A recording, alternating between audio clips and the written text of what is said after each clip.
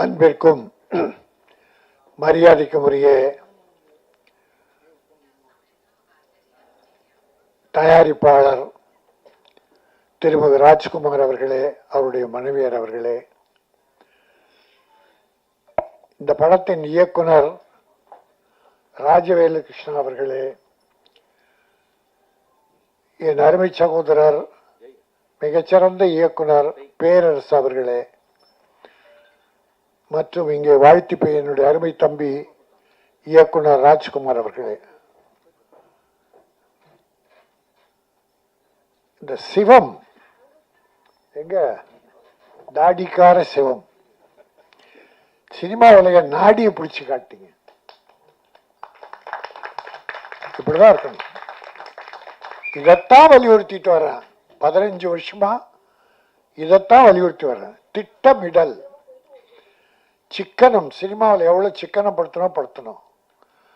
நான் இந்த சால்வை போட்டுக்க மாட்டேன்ட்டேன். அது கூட வேஸ்ட். ஏன்னா தயாரிப்பாளர் பணம் போட்டுட்டா எடுக்கிறது பெரிய கஷ்டமா இருக்கு. திரும்பி வர்றதே இல்லை. நூற்றுக்கணக்கான தயாரிப்பாளர் காணாம போயிட்டாங்க. வலசவாக்கம், சாலி கிராமம், காபிஸை பாருங்க. போன வருஷம் படம் எடுத்த யாராவது இப்ப இருக்காங்க பாருங்க. ஏறக்குறைய இந்த 2-3 வருஷத்துல ஒரு 300 படம் கிட்ட எடுத்தவங்களே காணும். ஆனா தம்பி சொன்ன மாதிரி திட்டமிட்டு வீண் செலவுகள் செய்யாம தேவையான அவசியமான செலவு செய்யணும். சினிமாவுக்குன்னு சில அவசிய உயிர் பிரச்சனைகள் இருக்கு, அது வேணும். அதாவது 25 நாள்ல படத்தை முடிச்சேன்னாங்க, மிகப்பெரிய விஷயம்.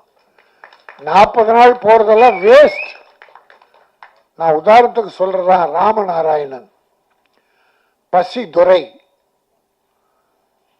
28 நாள் 25 நாள் தான் படம் எடுப்பாங்க. 100 நாள் போடும். ராமநாராயணன் படம் 25 நாள்ல ஷூட் பண்ண படங்கள்லாம் 70-80 படம் 100 நாள் ஓடி இருக்கு. அதனால் நாள் முக்கியம் இல்லை. திட்டமிட்டு செலவினங்களை குறைத்து தேவையான செலவு செஞ்சு நடிகர்கள், தொழில்நுட்ப கலைஞர்கள் அத்தனை பேரையும் அற்புதமா பாராட்டினார். அத்தனை பேரும் நன்றி உணர்வோடு பாராட்டினார். அந்த டீம் முடியும் போது அந்த மனசுல வாழ்த்து வரணும். மகிழ்ச்சியா எனக்கு இவ்வளவு உதவி பண்ணாங்க எல்லாரும், என் சகோதரர்கள். ஏன்னா இது ஒரு கூட்டு முயற்சி தான் சினிமா. தனிப்பட்ட யாருடைய முயற்சியும் அல்ல, வெற்றியும் அல்ல. இப்பெல்லாம் கதாநாயகர்களுக்காக கொண்டாடிட்டு இருக்காங்க. கதாநாயகர்கள் வெற்றியே கிடையாது, ஒரு இயக்குனர் தான் வெற்றி. இயக்குனர் மனசு வச்சாதான் கதாநாயகனே உருவாக முடியும்.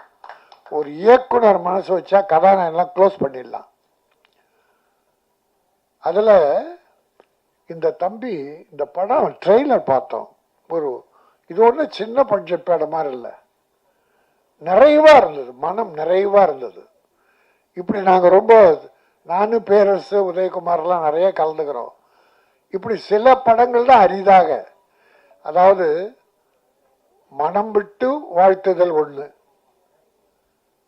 ஆத்மார்த்தமா வாழ்த்துறது ஒண்ணு. இந்த படம் ஆத்மார்த்தமா வாழ்த்த வச்சிருச்சு. கேமரா, பியூட்டிஃபுல் கேமரா, மியூசிக், ரே ரெக்கார்டிங், பிரமாதம், எடிட்டிங், மொத்தத்தில் டைரக்டர் எல்லாரையும் வேலை வாங்கியிருக்காரு.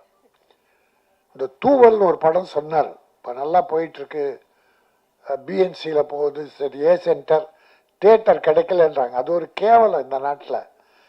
டப்பிங் படம் புஷ்பான்னு ஒரு படமா, அதுக்கு ஒரு 500 தியேட்டர் கொடுக்குறாங்க. என்ன தமிழ் படம் எதுக்காக எடுக்கிறோம்? எத்தனை புஷ்பாக்கள் வந்து உங்களை காப்பாத்துறோம்? தமிழ் படங்களுக்கு முக்கியத்துவம் கொடுங்க. நான் 2 விஷயத்தை வலியுறுத்துவது உண்டு. ஒன்று, தமிழ்நாட்டில் தயாரிக்கப்படுகிற கைத்தறி கதர் ஆடைகளை அணியுங்கள். அதோட நம்முடைய நெசவாளிகளின் குடும்பங்கள் வாழ பயன்படும். இதை நான் போட்டுக்காத காரணம், இது ராஜஸ்தான் சூரத்தில் தயாரிக்கிற ஒரு ஜீனிதான். சினிமாவில் நிறைய ஜிகினாக்கள் இருக்காங்க, ஷோ காட்டுறவங்க நிறைய இருக்காங்க. அந்த ஷோலாம் நமக்கு வேண்டாம். ஒரு சால்வை பூச்செண்டெல்லாம் வேண்டாம்.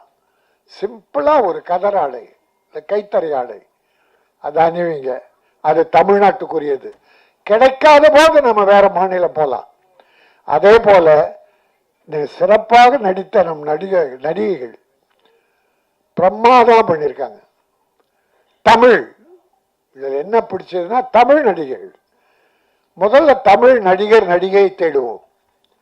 கிடைக்காத பட்சத்தில் நமது சகோதர நாடான ஆந்திரா, கர்நாடகா, கேரளா கிடைச்சா பார்ப்போம். இதுலயும் கிடைக்கலன்னா அப்புறம் அந்த இந்திக்கு போங்க. இந்திக்கு போனா அங்கிருந்து அதுக்குன்னு ஒரு செலவு, 3 ஸ்டார் ஹோட்டலு, அதுவே பாதி படத்தை விழுங்கிடும். அதனால நம்முடைய தமிழ்நாட்டில் உள்ள நடிகர்கள், டெக்னீஷியன்ஸ் முதல்ல அவங்களுக்கு வாய்ப்பு, அவங்கள வாழ வைப்போம். அவங்க நன்றியோடு நினைப்பாங்க.